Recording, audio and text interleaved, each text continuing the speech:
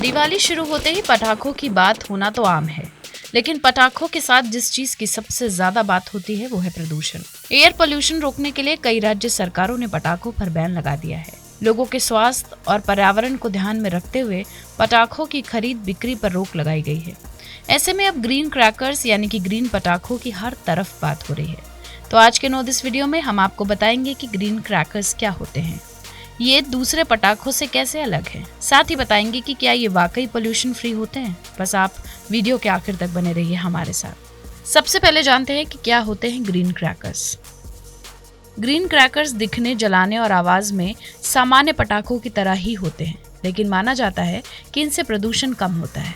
इनकी खोज भारतीय संस्था राष्ट्रीय पर्यावरण अभियांत्रिकी अनुसंधान संस्थान यानी कि नीरी ने की थी। इन्हें खास तरह से तैयार किया जाता है और इनमें बेरियम नाइट्रेट की जगह पोटेशियम नाइट्रेट के इस्तेमाल पर जोर दिया जाता है। बेरियम नाइट्रेट एक ऐसा केमिकल है जो शरीर के अंदर जाने पर नाक, गले और फेफड़ों में दिक्कत पैदा कर सकता है। अक्सर पटाखे के धुएं से जी मचलना, उल्टी जैसा महसूस होता है। इन सब के लिए भी बेरियम नाइट्रेट को ही जिम्मेदार माना जाता है। क्या वाकई प्रदूषण फ्री होते हैं ग्रीन क्रैकर्स? किसी भी चीज के पहले ग्रीन लग जाने से हम उसे एनवायरनमेंट फ्रेंडली समझते हैं, यानी वो चीजें जिनका पर्यावरण पर बुरा असर ना हो। लेकिन अगर आप ऐसा सोचते हैं कि ग्रीन क्रैकर्स से कोई प्रदूषण नहीं होता और ये पर्यावरण के लिए सही है, तो ऐसा बिल्कुल नहीं है। ग्रीन क्रैकर्स जरूर सामान्य पटाखों से कम हानिकारक हैं, लेकिन उनका भी हमारे पर्यावरण पर बुरा असर होता है। ग्रीन पटाखों में भी एल्यूमिनियम, बेरियम, पोटेशियम नाइट्रेट और कार्बन जैसे प्रदूषणकारी रसायनों का इस्तेमाल किया जाता है, लेकिन इनकी मात्रा कम होती है। सामान्य पटाखों की तुलना में ग्रीन पटाखे 40 से 50% तक कम हानिकारक गैस पैदा करते हैं।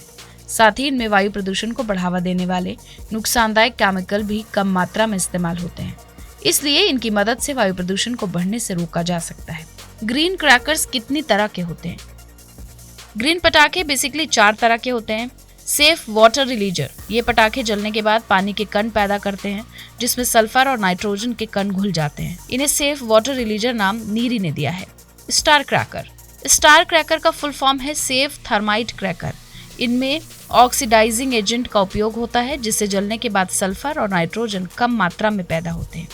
इसके लिए खास तरह के केमिकल का इस्तेमाल किया जाता है। सफल पटाखे, इन पटाखों में सामान्य पटाखों की तुलना में 50 से 60% तक कम एल्यूमिनियम का इस्तेमाल होता है। इसे संस्थान ने सेफ मिनिमल एल्यूमिनियम यानी कि SAFAL का नाम दिया है। अरोमा क्रैकर्स, इन पटाखों को जलाने से न सिर्फ हानिकारक गैस कम पैदा होती है, बल्कि ये अच्छी खुशबू भी देते हैं। कहाँ से कर सकते हैं खरीदारी?